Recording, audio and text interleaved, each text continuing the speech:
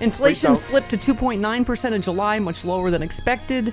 Michelangelo Signorelli says Biden boom, more bad news for the GOP, but good news for America. That's where we are. Anything that's good news for America, Trump roots against. And good luck rooting against America, right? I mean, yeah. I mean, it's just this is all he's got left. He's got to concern troll everything that happens in the United States, and then blame Joe Biden and blame Kamala Harris for it, because that's the way he thinks. That's the toxic positivity that he has. What he does is outstanding, and everything else that everyone else does is horrible and a disaster and a colossal failure.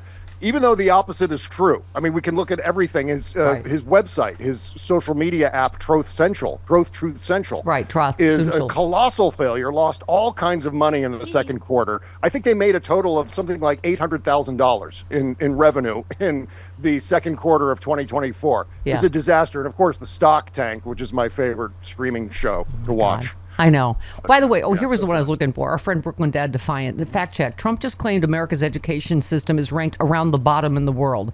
We're ranked 13th out of 177. I have never seen a former president who hates America more than Trump does. I mean, it just... Yeah, that's right.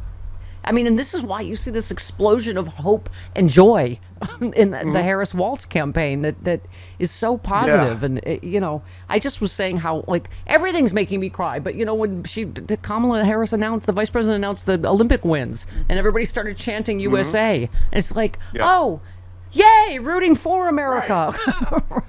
Yeah, the incredible thing about that is I think that coaxes a lot of people who wouldn't ordinarily vote for a Democrat to vote for a Democrat. People want to be part of this energy. It's so positive, especially given the nightmare of the 4 years of Donald Trump and the subsequent nonsense that he's continued to perpetuate since then, and threatened the United States with fascism and authoritarianism and idiocracy and all the rest of it. And now people are really feeling this positive electricity coming from Kamala Harris and Tim Walz, and they it's like moths to a flame. You just want to be as close to it as you can.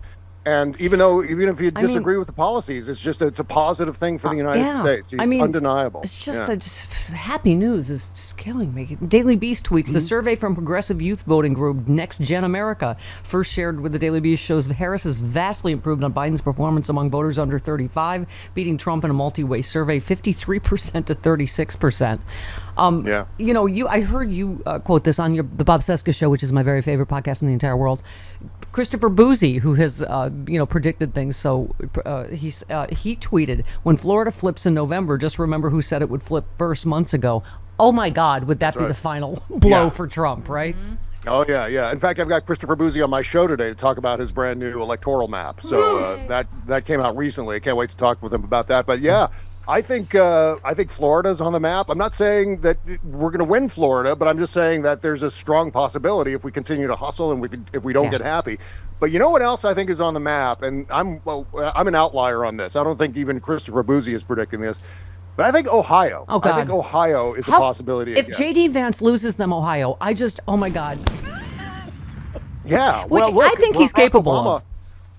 I mean, Obama won Ohio twice. 08 and 2012. Yeah, and I think it's possible to win that again. Sherrod Brown has a decent lead in the polls right now. I think that's, again, it's the energy, it's the snowball effect of the exuberance and momentum of this campaign that I think will continue to build and pick up states like Ohio, at least make it a possibility. But if I see one damn balloon, we haven't won this yet. People are going, Trump is toast. No.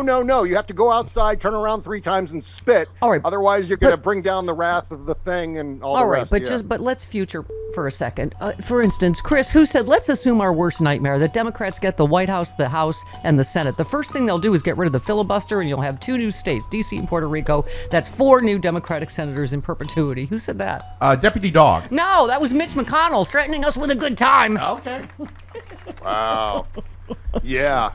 You know what? We actually have to do the Supreme Court thing, just by the way. Yeah. Because we've talked about it so much. If we don't do it and the Republicans get back in power, they're going to do it. Yeah. So now that we've committed to this thing, it's probably a good idea to add that to the front burner. Yeah. Because Yeah, just for Yeah. the sake No, of but the I have integrity a of who feeling, you I are. mean, Democrats were already, that's what we love about this campaign. We're already fighting the way you and I have said alpha liberals should be fighting. I do feel like, Yes.